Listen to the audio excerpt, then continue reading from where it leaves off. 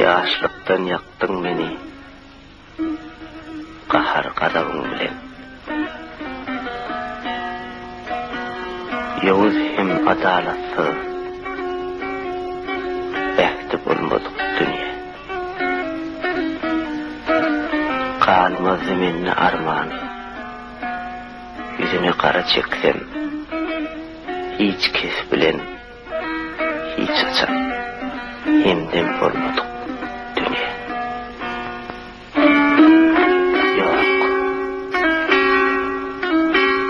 Kan çekme, kayga batma. Renk kılar jahan peyda. Yeryüzüne yayılıp, yürürlerine han peyda. Babeste de han kuşlar, kılarlar da var peyda. Her verisi dabirli, jahan yüzü avattır. Her temme ışık bolmasa, rozu edilme vardır. Yadı tüyünçe yer buyugu, günden güne ziyattır. Dehri çire bolur her dem. Jahan içire can peyda. Yürün dolmudu soğağı, haramı düğünlü gastağı. Seher çağı bütün sağa, neyleyimdi narı düğünlü. Dermansız kalandır dertler, uyran bolli köşkü yurtlar.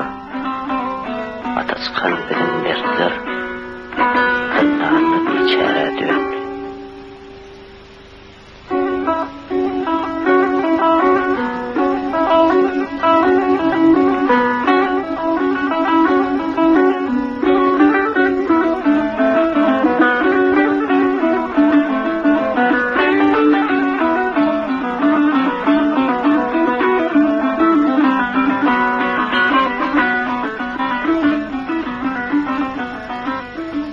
Kalbim götürülü sapkını bilmen, yüreğimde ağır namusum coş bolsun.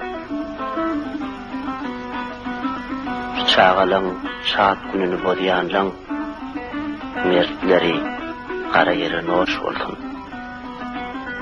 Kulak koy akıl bolsun, betperlige baş koşma, ağdalalık dörüdüp haram işe bulaşma. Kesbin haramlık bolsa, Karlın uygar içinde.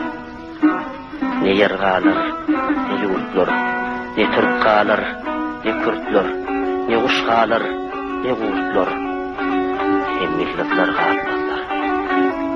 Ünlü deviyen acı, yakınsız sözler, yaman kılıp betper, iyilime yat.